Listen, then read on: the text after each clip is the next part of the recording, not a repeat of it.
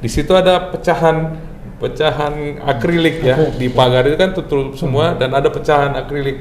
Nah, dari situ ada semerbak wangi.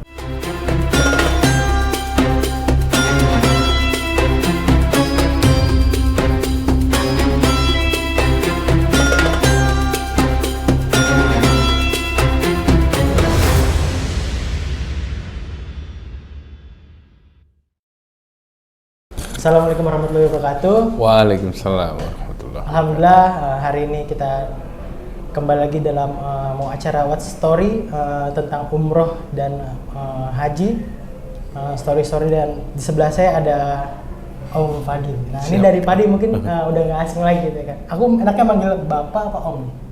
Panggil Opa aja ya. Banyak yang panggil Opa saya. Opa Fadli gitu ya. Ya boleh. Nah, iya. Ya. Nah kebetulan kan Opa Fadli ini ada story pada saat haji atau umroh Pak? Ada story di umroh dan story di haji sih yang mengesankan. Salah satu aja yang mau yang ya, waktu haji mungkin ya. Waktu haji yang paling menyentuh banget dan orang-orang itu nggak merasakan dan hanya Opa yang merasakan. Iya. Boleh diceritakan pengalaman itu seperti apa Pak? Bismillahirrahmanirrahim. Makasih banyak ya Dok. Ya mungkin di What's the Story kali ini saya mungkin cerita salah satu kisah perjalanan saya ya. 2019 haji bersama ibu, mertua saya dan istri, dan ya itu juga jadi salah satu pengalaman spiritual ya. Saya yakin setiap orang yang berangkat ke tanah suci, haji maupun umroh, semua punya ceritanya sendiri dan itu benar-benar private buat dia, personal banget kisahnya.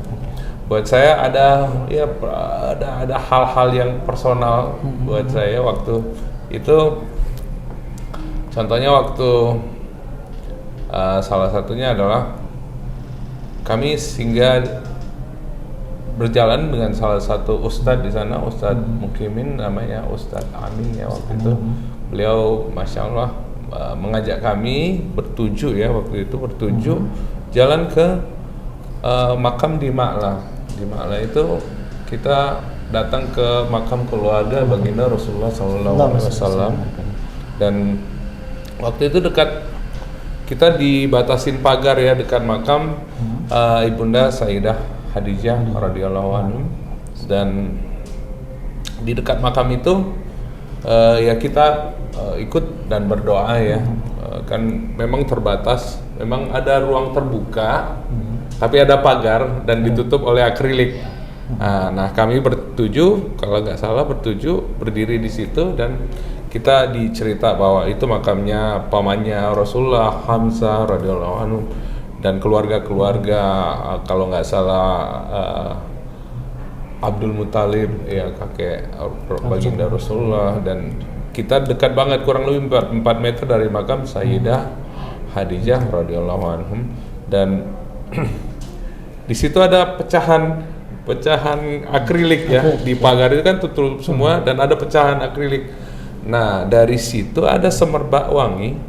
Masya Allah. Iya, waktu itu saya kadang-kadang kalau ceritanya masih merinding. Ada semerbak wangi yang keluar dan saya nggak pernah mencium wangi seperti itu. Akhirnya saya bertanya ke Ustadz Amin, Ustadz maaf Ustadz, ini cium nggak wangi ini?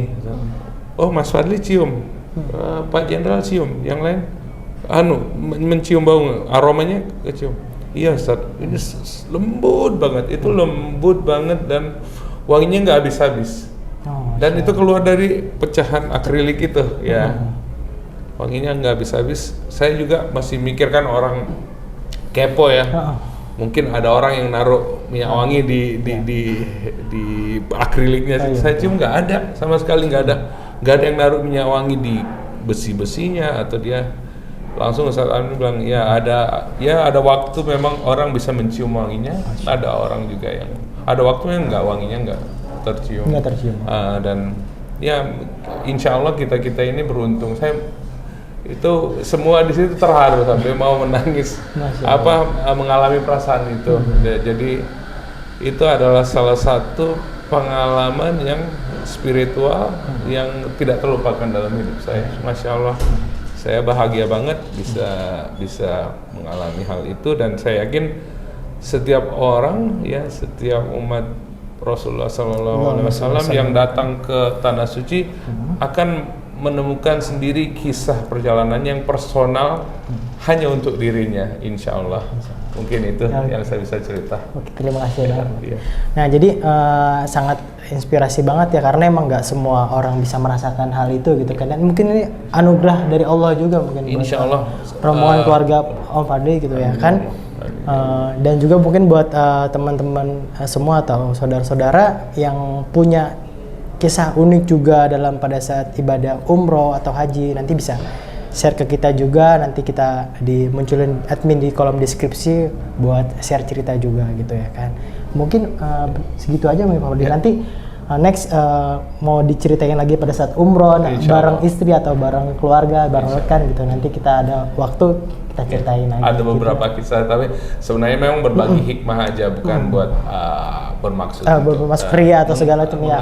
Mengajak orang-orang untuk girohnya makin besar untuk rindu untuk umroh. Baitullah. Iya, benar. Karena emang hal-hal yang begitu kadang yang membuat kita pengen balik lagi untuk selalu rindu. Untuk rindu dari Allah. Ya, mungkin gitu aja. Opa. Terima kasih banyak. Assalamualaikum warahmatullahi wabarakatuh. Waalaikumsalam warahmatullahi wabarakatuh.